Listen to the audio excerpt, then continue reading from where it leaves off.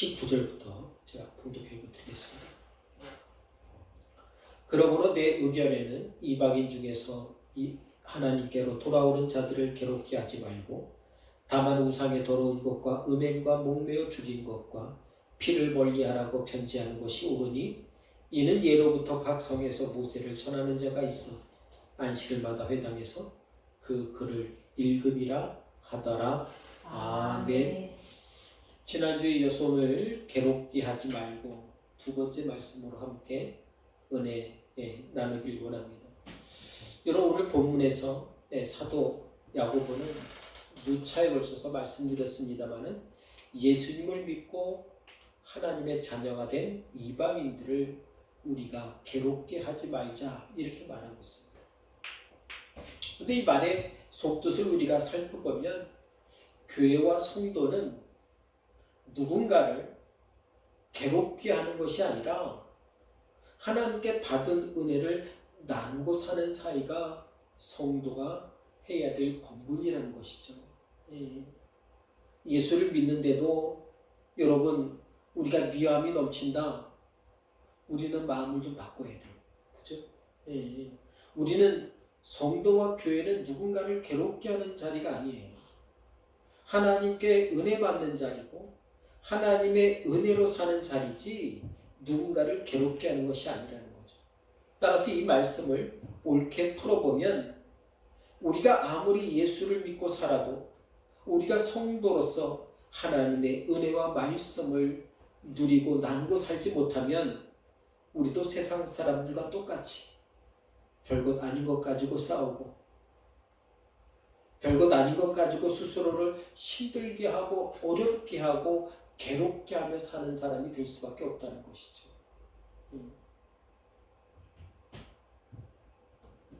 1324년에 이탈리아의 모데나라는 지역에서 한 군인이 볼로냐 지역에까지 와서 자작나무 물통 하나를 훔쳤어요. 이거를 본 이 볼로냐 지역의 군인들이 저들이 그것을 훔쳤다고 해가지고 어떻게 해요? 그것을 되찾겠다고 싸우려고 나갔다가 그게 전쟁이 됐어요. 그 물통 하나 때문에. 전쟁을 얼마나 했습니까? 12년 동안 했어요. 물통 하나가 그게 원인이 돼서 1929년에는 그리스 병사 한 명이 키우던 개가 도망가서 국경을 넘은 게 발단이 돼서 불가리아와 전쟁을 했어요. 개 한 마리 때문에. 1969년, 그죠? 얼마 되지 않았어요. 1900년도, 69년도에 엘살바도르와 온두라스는 축구 때문에 5일 동안 전쟁을 했어요. 사망자가 2,000명 나왔어요. 정말 말도 안 된다고 여기겠지만은 이 사람들이 그렇게 왜 싸웠을까? 가만히 고민해보면 자존심 때문에 전쟁을. 저들이 넘어왔는데 우리가 대응을 안 했어? 우리 자존심이 상한 거예요.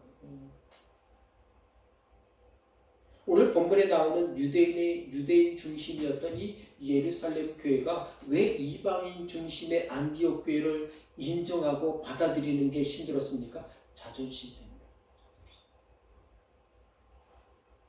이방인들을 성도로 받아들인다는 것이 유대인 성도들에게서 너무나 자존심 상한 거예요. 사람 취급도 안 했던 사람들을 그들이 예수 믿는다는 이유로 같은 성도로 하나님의 자녀로 인정하는 게 너무나 싫었어요. 근데 유대인 성도들만 그런 마음을 가지고 살았느냐? 그건 아니에요. 지금의 우리들도 자존심을 믿음보다 앞세우잖아요. 화날 일이 더 많아요. 화낼 일이 더 많아요. 믿음보다 여러분 내 고집을 더 소중하게 여길 때에 우리는 언제든지 자신과 남에게 비수가 되고 상처가 되는 막말과 막행동을 하고 살 수 있다는 거예요. 여러분 예수 믿어도 막말하고 막행동한 사람이 이 시대에 많지 않습니까?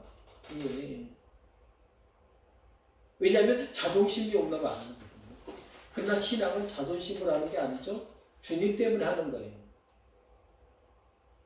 그런 우리 성도들은 내가 스스로 생각하기에 괴롭고 힘든 문제를 만나게 되었을 때에 또 우울하고 어려운 가운데 있을 때에 내 고집과 자존심을 내려놓고 어떻게 해요? 하나님께 도움을 구하시기 바랍니다. 내가 지금 화나는 게 왜 화나는가? 주님이 아니라 나를 앞세울 때 여러분 우리가 화낼 일이 많아요. 화낼 일이 많아요. 싸울 일이 많아요. 복수하고 싶은 마음이 막 욕구가 넘쳐올라요. 전쟁도 불사했던 사람들이 있었던 것 같이 우리도 어떻게 해요? 사는 게 전쟁이에요. 내가 가지고 있는 섭섭함을 그래서 우리는 믿음으로 자꾸 내려놓고 주님께서 나에게 말씀하시고 은혜 주신 대로 살기를 힘쓰는 그런 믿음의 성도가 되어야 할 줄 믿습니다. 성도는요 오직 말씀으로 살아야 돼요. 기도를 앞세우고 살아야 돼요. 예배가 늘 내 마음에 함께 있어야 돼요. 그래야 우리가 은혜로 살 수 있고 주의 제자가 되어 살 수 있는 것이지. 그렇다면 세상 사람이나 믿음의 사람이나 다 겪고 사는 이 괴롭고 어렵고 힘든 일이 많은 세상에서 우리 성도들은 어떤 믿음으로 살아야 할 것인가? 한 가지 말씀드리면 우리 성도들은 내 뜻대로 사는 것이 아니라 주님의 뜻을 이루고 사는 성도가 되어야 함을 여러분 기억하시기 바랍니다. 여러분 내 뜻대로 살면 어떻게 해요? 내 고집대로 살아요. 내 성질대로 살게 되는 거예요. 사람이라는 게 여러분 늘 착할 수 없는 거예요.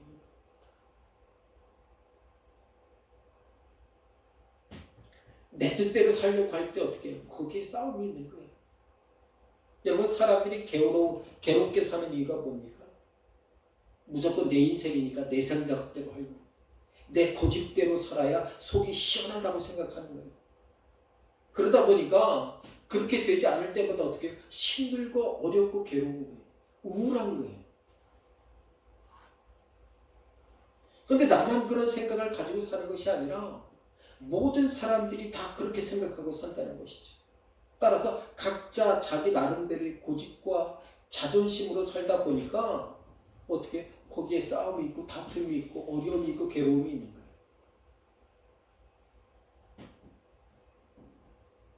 그래서 세상에서 사람들과 마음 맞추어서 사는 게 제일 힘들어요. 결혼해서 마음 맞춰 사는 게 제일 힘들어요. 이해하는 것도 한두 번이지. 이해하지 마세요. 믿음으로 봐주세요. 믿음으로 이야기하고 기도해야 돼요. 가정에서 자녀를 양육할 때 여러분 부모로서 정말 좋은 것을 먹이고 좋은 것을 입히고 좋게 가르치려고 하는데 자녀와 같이 마음 맞추는 게 얼마나 어려운지 몰라요. 쉽지 않아요. 부모 뜻대로 안 돼요.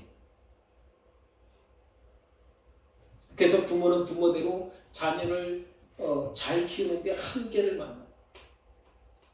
자녀는 자녀대로 뭔가 열심히 하는데 뜻대로 되지 않는 한계에 부딪히게 된다는 거죠. 그럴 때 우리 성도들이 해야 할 것은 뭐냐? 우리 믿음의 성도들은 가정에서 한계를 만나고 어려움을 느낄 때마다 하나님께 기도하며 자기의 한계를 하나님의 은혜로 풀어 사는 성도가 되시길 바랍니다. 우리는 이 땅에 예수를 믿는 순간부터 어떻게 해요? 하나님의 방법과 은혜대로 살기를 힘쓰는 사람들이에요. 여러분 부모가 자녀를 양육할 때 가장 많이 벤치마킹을 하는 두 가지 방법이 있는데 그 첫 번째가 뭐냐면 바로 자신이 자라온 가정의 환경을 벤치마킹하는 거예요. 왜냐하면 내가 자라온 환경뿐이 내가 본 적이 없거든요. 내가 이렇게 자랐으니까 어떻게 해요? 내 자녀도 이렇게 키워야지 하는 마음이 있는 거예요. 그래서 부모가 자라온 환경이 양육에 강력한 영향력을 미쳐요. 근데 부모가 자라온 대로 자녀가 따라옵니까? 예, 안 따라와요. 예. 그때마다 부모는 어렵고 힘들고 괴로운 거예요. 나는 안 그랬는데 너는 왜 그러냐. 예. 아, 얘하고 나는 다른데 어떻게 똑같겠어요. 예. 그걸 인정하는데 수십 년이 걸려요. 내 자녀지만 나하고 다르다. 이걸 인정하는데 한참 걸리는 거예요. 아니에요.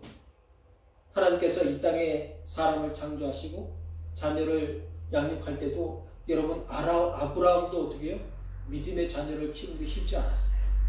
예. 이삭의 두 아들을 키우는데 어떻게 해요? 예. 20세가 되기 전에 두 아들이 다 흩어졌어요. 예. 자녀 키우는 게 쉽지 않아요. 두 번째로 부모가 자녀를 양육할 때 가장 많이 벤치마킹하는 방법이 뭐냐면 바로 이웃집을 벤치마킹해서 키워요. 그죠? 예. 세상의 부모들을 보면 적어도 이웃집 아이보다는 내가 더 우리 아이를 공부시켜야지. 이웃집 아이보다는 내가 잘 먹여야지. 이웃집 아이보다는 어떻게 해요? 더 좋은 직장에 가야지. 이리야 직성이 풀리는 거예요, 부모가. 예. 근데 자녀가 그렇게 됩니까? 하나도 안 돼요. 예. 그러다 보니까 다른 집 아이들보다 잘 못하는 자녀를 볼 때마다 어떻게 속이 터지는 거예요.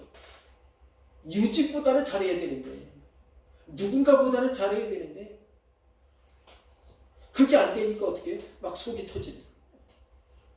그리고 한쪽에는 어떻게 어떤 마음을 갖냐면 내 자녀에게 내가 덜 헌신했나? 내가 못한 게 있나?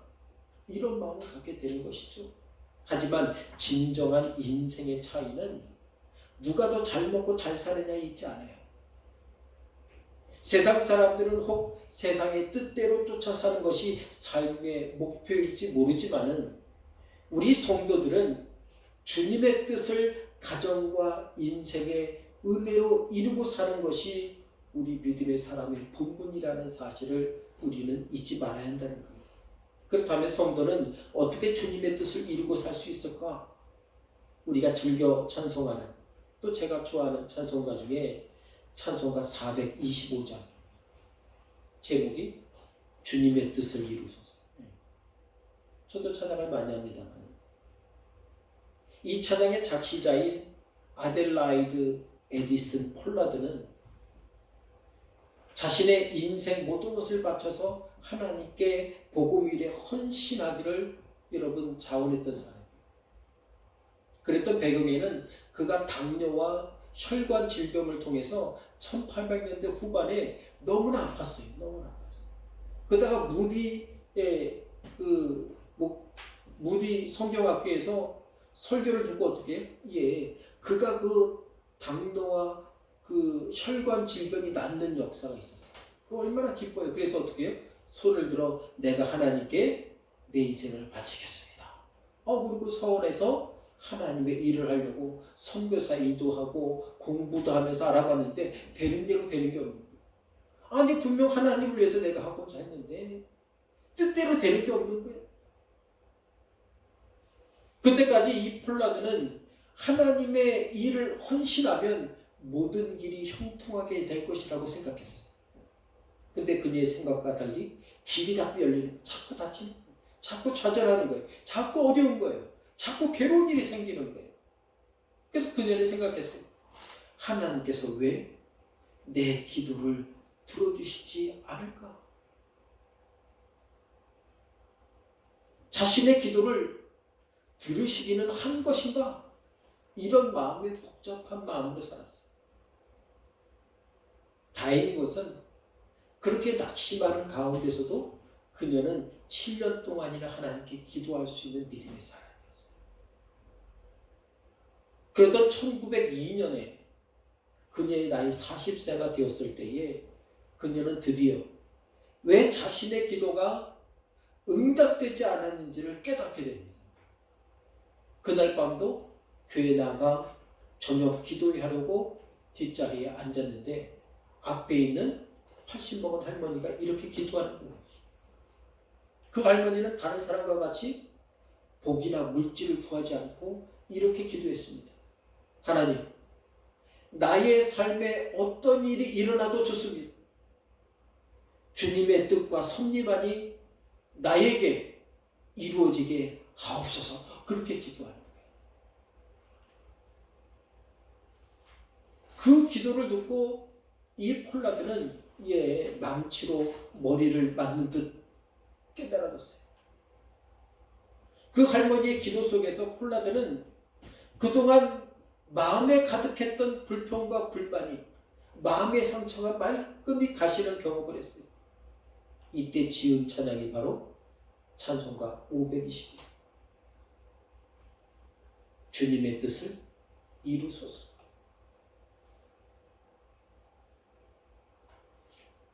420절. 주님의 뜻을 이루소서. 고요한 중에 기다리니 진흙과 같은 날 빚으사 주님의 형상 만드소서.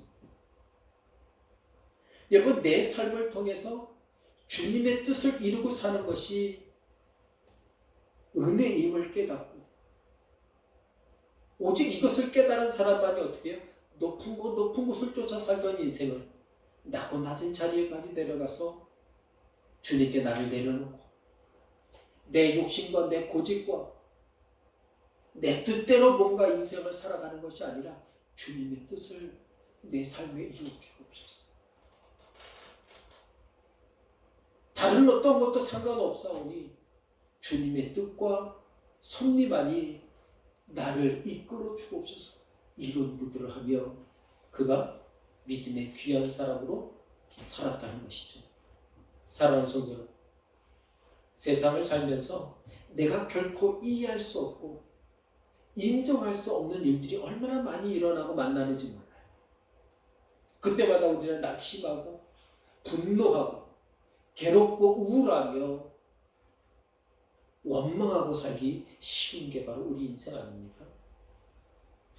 그럴 때 우리 성도들이 할 일은 세상 사람들과 같이 괴로움을 쏟아내고 어려움에 낙심하고 한탄하고 분노하며 소리치고 사는 것이 아니에요.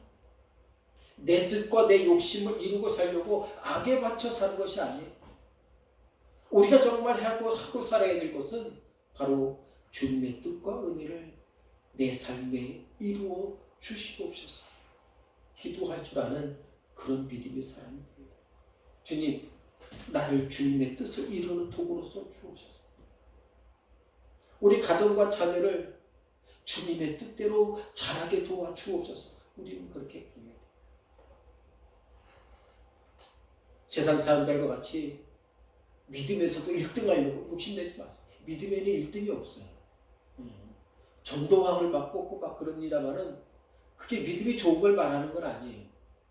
주님께서 쓰시니까 그렇게 되는 거죠. 예수님을 믿고 주님의 뜻을 구하고 사는 성도를 주님께서는 신앙의 연수와 상관없이, 그 직분과 상관없이, 그 지식과 상관없이 반드시 사용하여 주십니다.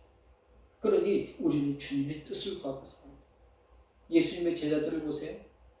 그 12제자들 얼마나 주님께서 공들여서 애지중지하면서 말씀을 떠먹여주면서 살았지만은 3년 반이 지나도 어떻게 해요? 그 믿음의 감흥이 없어요. 서로 잘났다고 싸우기만 하는 거예요. 그랬던 그들이 12제자를 포함한 120명의 성도들이 마가의 다락방에 모여서 주님께서 뜻하셨던 내가 떠나면 너희에게 올 것이 있는데 그 성령을 너희가 다 받으라 는 말씀만을 믿고 주의 뜻을 쫓아 그들이 충만하게 기도했는데 거기서 어떻게 해요? 한 명도 빠짐없이 다 은혜 받았어요. 성령 충만함을 받았어요. 십자가에 못 박혔을 때 다 도망가기 바빴던 제자들이었는데 그 기도가 끝난 다음부터 어떻게 해요? 주님이 그곳에 모인 사람들을 작은 믿음의 불씨로 사용하시기 시작하자 전 세계에 복음이 전해지는 귀한 통로로 그들이 쓰임받았어요. 여러분, 여기서 그 이스라엘 가려면요, 터키까지 13시간 비행기 타고 거기서 한 3-4시간 대기했다가 또 4시간 타고 가야 이스라엘이에요. 저도 이제 한 번 갔다 왔어요. 우리 성도들 한번 가보시긴 해요. 예.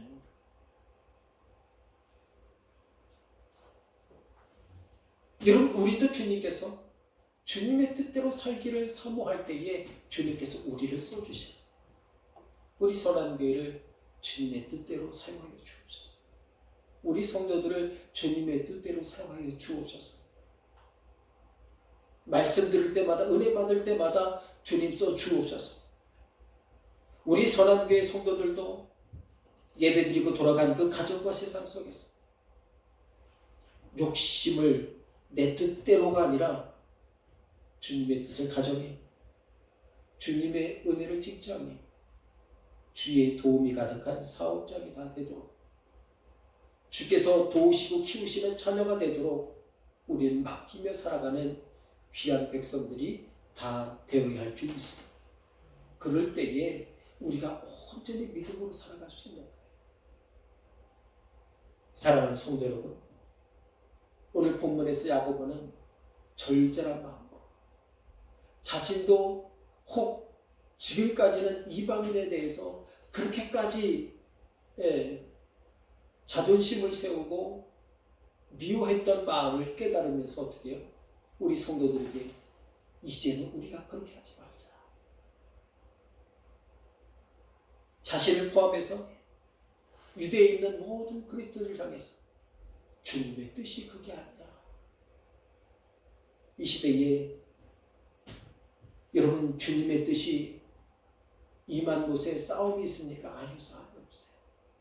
싸움이 없어요. 주님의 은혜에 순종하고 살아갈 때에 그곳에 다툼과 싸움이 아니라 은혜와 사랑과 위로가 가득하게 될 줄 믿는 것입니다.